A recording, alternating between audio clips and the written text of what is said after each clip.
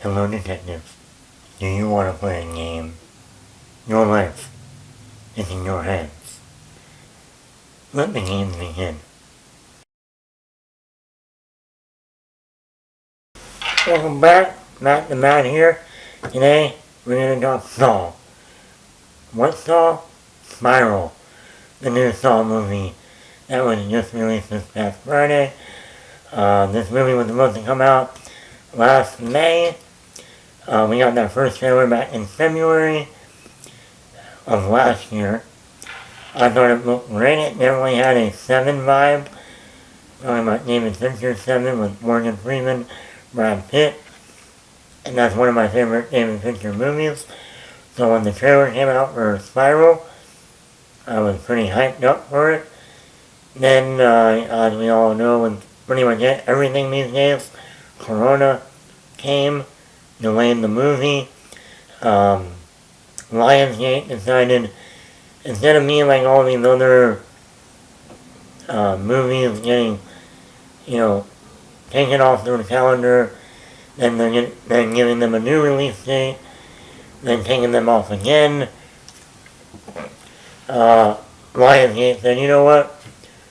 We are just going to push it a whole year back. So instead of coming out May 2020, it's going to come out May 2021. So here we are. Probably a smart thing to do because like I said, so many movies are still trying to decide, do we push it back? Do we just put it on a streaming channel? But Lionsgate decided to do something else. So, I am a big fan of the Saw movies. I did not see the first one in theaters in 2004. My friend Reese said it was probably around 2005 when it came out on DVD. Today I got this movie, you want to check it out. Went home, brought it home, watched it with my parents. Interesting movie. Donald Glover was in. Yeah, Donald Glover was in there. No, Danny Glover. Too many Donald, Danny, and the same name, Glover. Man, I wonder if they're related. I wonder if anyone's checked that out yet. Donald Glover was in it. Carrie Ellis was in it. Lee Winnell was the other person in the bathroom with Carrie Ellis. Lee Winnell was also one of the writers on the first Saw. Lee Winnell went on to do the Insidious movies. He also directed, I think, the third Insidious. Then he recently did the Invisible Man remake that came out last year. And he's going to do the Wolfman movie. So, and he also did Upgrade with Logan Marshall Green. So, like I said, after 2004, 2005, 2006, and 2007, I saw the next 3 Saw movies in theaters, back to back to back. If people remember, it became a thing. This Halloween, it must be Saw. Great marketing, great promotional ad. Because every time October came around, you knew what was coming. They really, at a certain point, they didn't even need to market it anymore if they didn't want to. I didn't see the 5th and 6th one in theaters. I was in college. Didn't have a car at the time. Well, when the final chapter came out, I did see that one in theaters. That week that the final chapter was coming out, I binge-watched all the Saw movies leading up to it. Very disappointed in it. I still think the first 3 Saw movies are really good. They're each different in their own way. And then 7 years went by after 2010, and then in 2017, there was a new Saw movie, Jigsaw, was released. I did see that one in theaters too in 2017. You like that one. I think it's actually one of the better ones. I won't give anything away, but it has a nice twist to it that I thought worked and was surprising. But anyway, not only that, but John Kramer, the AKA Jigsaw, played by Tobin Bell, became a new icon in the horror genre. You know, back in the day we had Michael Myers, we had Jason, we had Freddy Krueger. You know, even in the 90s we had Ghostface. But for the most of the 2000s, I think most people would say the only real icon was Jigsaw, or John Kramer, his real name. Tobin Bell had that voice that, you know, is like iconic. When you hear it, you know who it is. Obviously, like one of the best lines, "Hello, detective," or "Hello, so-and-so, do you want to play a game?" You know, you can almost think that 2020 Jigsaw was playing a game with everybody. "Hello, everyone. You want to play a game? There you go. Survive coronavirus." So here we are. So we heard about this movie about 2 years ago, that they were going to make another Saw movie, but it was going to be called Spiral, and that Chris Rock was going to star in it. Then we heard that Chris Rock actually went to Lionsgate and said, "I have an idea for a new Saw movie." And he pitched the idea with the added bonus of saying, "And I'm going to star in it." You know, good for him. Then we heard that Samuel L. Jackson was going to be in it, which was even more like, what is going on here? You got Chris Rock, you got Samuel L. Jackson. This doesn't feel like a Saw movie. And, you know, that got people really interested. Like I said, then we got that trailer last year. And that first poster, which is going to be, I'm going to show you, come up right now, doesn't look like a Saw movie. Most of the Saw posters have, you know, limbs, body, or, you know, stuff like that. Some sort of a saw, whether it's the hand saw, whether it's a mud saw on the poster. But this looks more like a Seven film than a Saw movie promotion. So, what did I think of Spiral? Let's get into it. For the positives, Chris Rock ended up actually being a major surprise. He was actually really good in the movie. Now, of course, when you get Chris Rock, you should expect some humor, and the intro to his character is great. I mean, it's funny. Like, if you almost any Saw movie you watch, there's almost no humor. The only movie that had some humor was Jigsaw, and it was like one scene. But this movie does have humor in it. Now, I'm not saying this is the stupid comedy type, or the,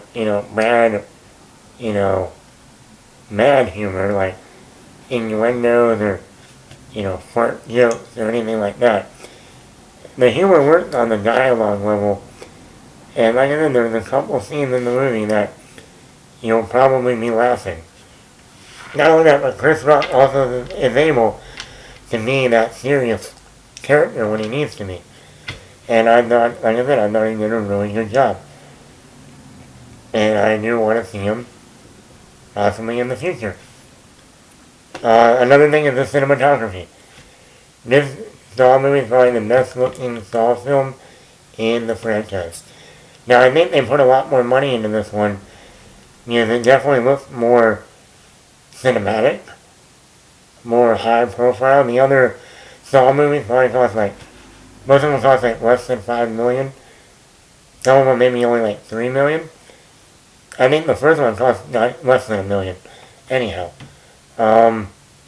when this one has the atmosphere, I mean, you feel the production, you feel it all, and it doesn't feel like they, rented a room in the middle of Podunk, Georgia, and said, "Yeah, this will do, free rent. Yeah, we'll shoot here." No, this really, you got cityscapes, you got wide shots, a cityscape, you got, atmosphere, it really feels like a real, production. Not something you would just flip on the TV and be like, oh yeah, another TV movie, here we go.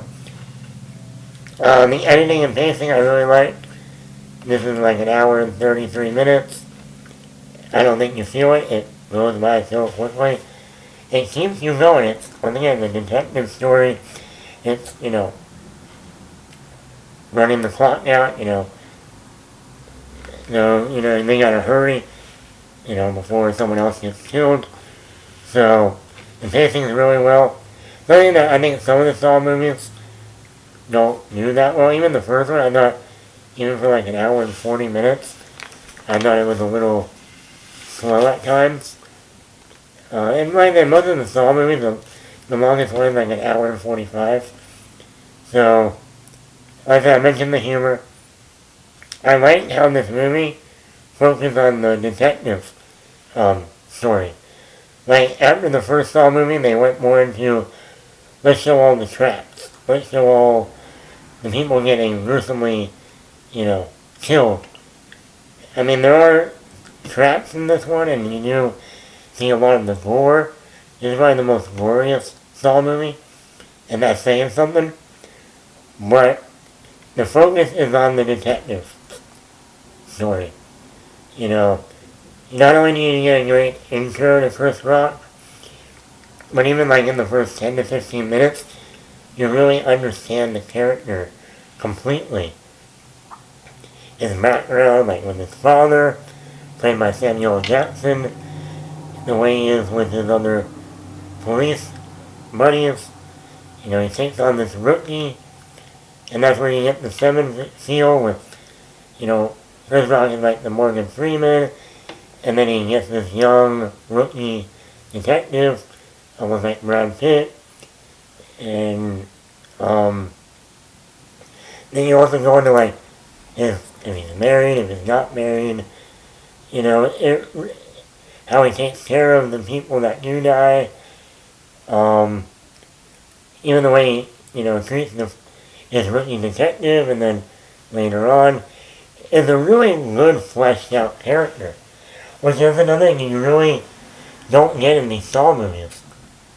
Like, even like that after the first one, there's not much real fleshing out of anyone, except John Kramer, and that's through flashbacks most of the time. So I really enjoyed getting to know a character and fleshing them out in this one. Rather than the traps and the gore, they're gruesome. It's a Saw movie. If you're squeamish, you don't like blood, you don't like bones, you don't like intestines, whatever, this is not going to be for you. The other 8 movies are not for you. So why would this one be? Overall, rather than turn the positives, I think this is one of the best Saw movies. Now for the negatives. I hate it, I hate it, I hate it. When a movie is so good, but they can't stick the landing. The Saw movies have had that problem before, but unlike a lot of the Saw movies where maybe only 3 or 4 of them are good, this one is really good up until the last 5 minutes. My buddy and I, who saw the movie, said the same thing walking out of the theater. That last 5 minutes. And I'm not going to go into spoilers here, but I will say, A, it doesn't make any sense. B, when it comes to the actual calling this movie a Saw movie, doesn't work.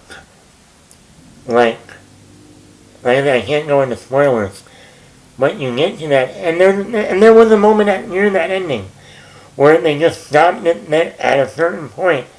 It would have been like, oh, I want to see what happens next. No, they have to make a sequel.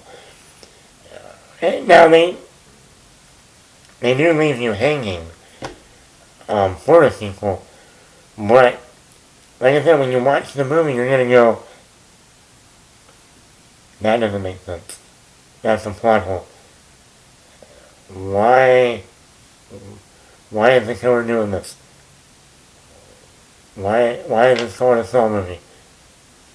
And it, it kind of hurts the film. You get to the ending and you're like, what? You're like jumping, you're not cheering. I mean, but I'm like, you're enjoying, you're into the story, you're into the characters. You get to that ending and you're like, what? Huh? And when you gotta start piecing things together in your head, because what you're seeing on screen is like, what is going on here? No, none of this makes sense.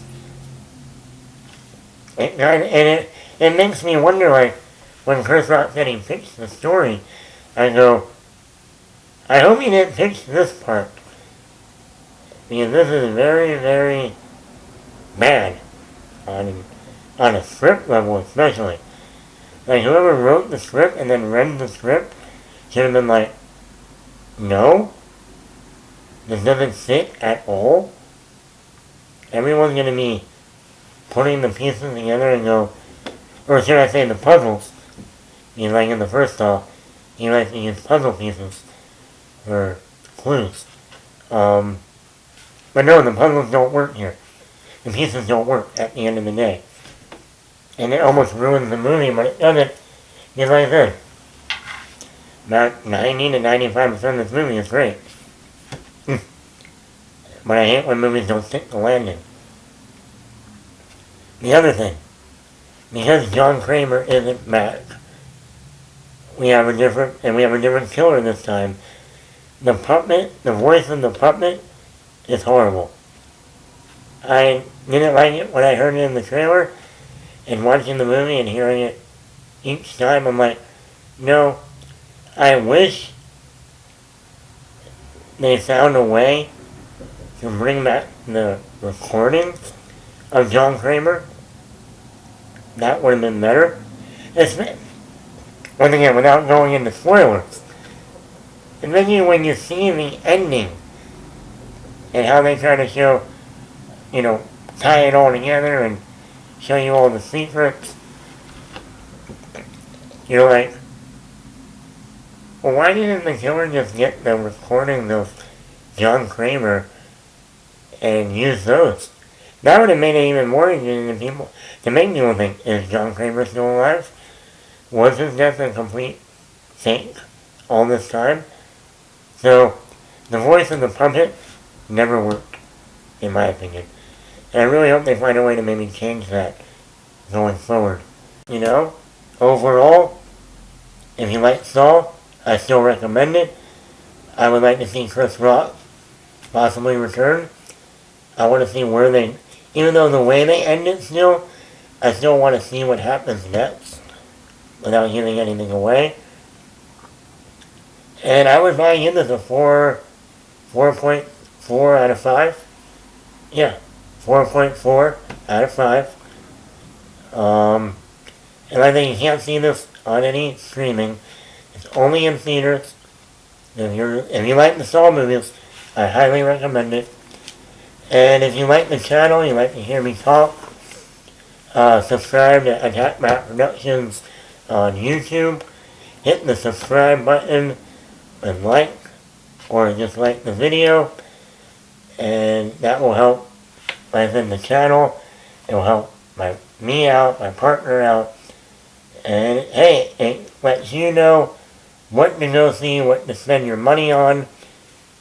Now that movies are returning to theaters, that's when you're going to want to know, should I spend the money, should I not spend the money? And like I said, if you like the Saw movies, I do recommend this. Just know the ending doesn't quite work. Other than that, thank you for watching. Like I said, I'm going to start doing this more and more. I have my new setup here. So, prepare to see more daily movie coverage. Whether on movie news, whether on movie reviews, whether trailer discussions, all of it. So, keep watching, and thank you for watching today.